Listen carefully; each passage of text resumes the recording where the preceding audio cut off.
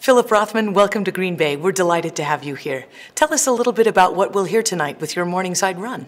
Well, first of all, thank you, Bridget, for welcoming me here, and I'm very delighted to be here, and I'm looking forward to partaking in all aspects of the residency over the next few months.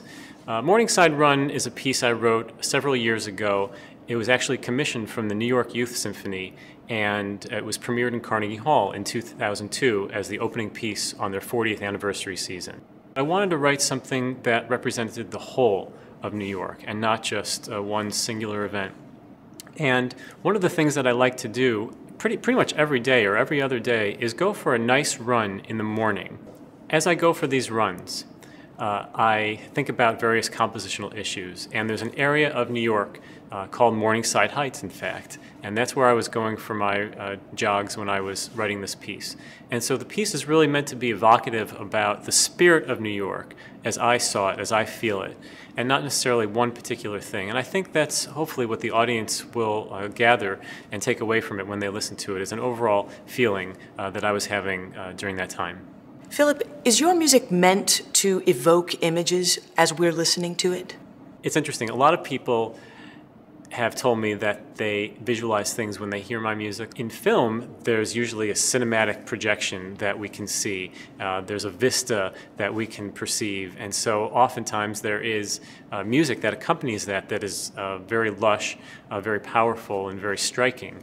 And I think maybe when my music is heard, the first thing that comes to mind is the sweep, but then that's immediately associated with the imagery that is just so pervasive in our culture.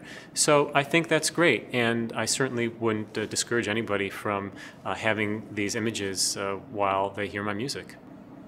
When we perform Morningside Run, is there something in particular you'd like to tell the audience they should listen for? Many people have come up to me and said that they've heard all sorts of things in New York, based on Morningside Run, that I didn't even intend to put in the piece.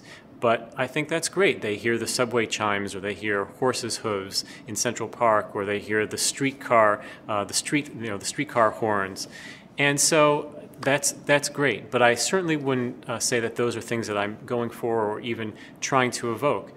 One thing that I would say, though, about music and the challenge for any composer, especially me, is to write a piece that is immediately listenable upon first hearing, but is not so superficial as to discourage further hearings. The second, the fifth hearing, the 10th, the 100th hearing of a piece, I want people to still hear something in it, hear new things. It's like a good book or a good film that you like to watch over and over again. You may have enjoyed it the first time you saw it in the theater, and then when you watch it or you read it again, you end up noticing subtleties that you hadn't picked up upon the first time, and you enjoy those things, and it becomes more meaningful and more deep. And so that's what I'm going for, not just in Morningside Run, but in any piece of music that I write. And it's a challenge because you want to write something that is immediately accessible, but yet survives repeated hearings. And that would be the goal that I was going for in this piece, and I hope that the audience will enjoy it as much as I enjoyed writing it.